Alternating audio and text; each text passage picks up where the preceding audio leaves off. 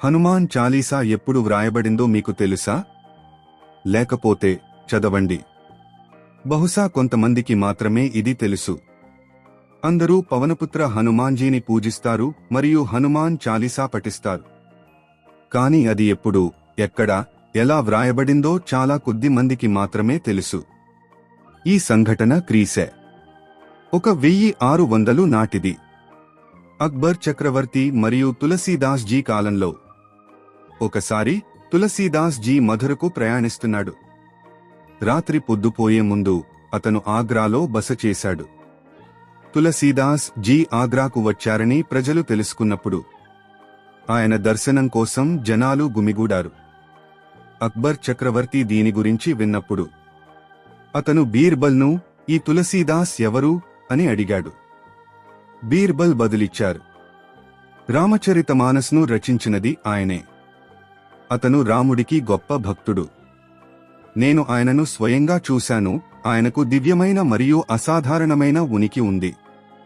తులసీదాస్ జీని కలవాలనే తన కోరికను అక్బర్ వ్యక్తం చేశాడు మరియు ఒక సందేశంతో సైనికుల బృందాన్ని పంపాడు. తులసీదాస్ జీని ఎర్రకోట వద్ద హాజరు కావాలని కోరడం. ఈ సందేశం విన్న తులసీదాస్ జీ ఇలా అన్నాడు, నేను శ్రీరాముని భక్తుడిని. నాకు చక్రవర్తితో లేదా ఎర్రకోటతో సంబంధమేమిటి? అతను వెళ్లడానికి స్పష్టంగా నిరాకరించాడు. ఇది అక్బర్ చక్రవర్తికి చేరినప్పుడు అతను తీవ్రంగా మనస్తాపం చెందాడు మరియు ఆగ్రహించాడు. కోపంతో అతను తులసీదాస్ జీని అరెస్టు చేయాలని, బంధించాలని ఆదేశించాడు మరియు ఎర్రకోటకు తీసుకువచ్చారు. బీర్బల్ ఇలా చేయవద్దని అక్బర్కు సలహా ఇచ్చాడు. కాని అక్బర్ వినలేదు మరియు తులసీదాస్ జీని గొలుసులతో తీసుకురావాలని ఆదేశించాడు. తులసీదాస్ జీని అక్బర్ ముందు ప్రవేశపెట్టినప్పుడు అక్బర్ అన్నాడు, నీకు అద్భుత శక్తులు ఉన్నాయని అంటారు. నాకు ఒక అద్భుతం చూపించి నిన్ను నువ్వు విడిపించుకో. తులసీదాస్ ఇలా జవాబిచ్చాడు, నేను శ్రీరాముని భక్తుడిని మాత్రమే, అద్భుతాలు చేయగల మాంత్రికుడు కాదు.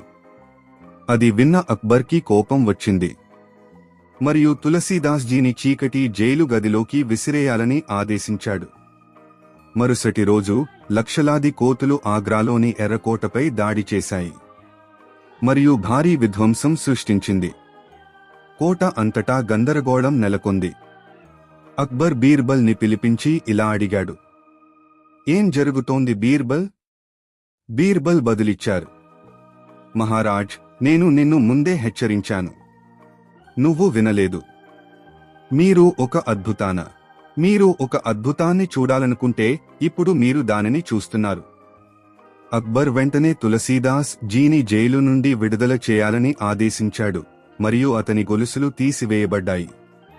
అప్పుడు తులసీదాస్ జీ బీర్బల్తో ఇలా అన్నాడు, నేను ఏ తప్పు చేయకుండానే శిక్షించబడ్డాను.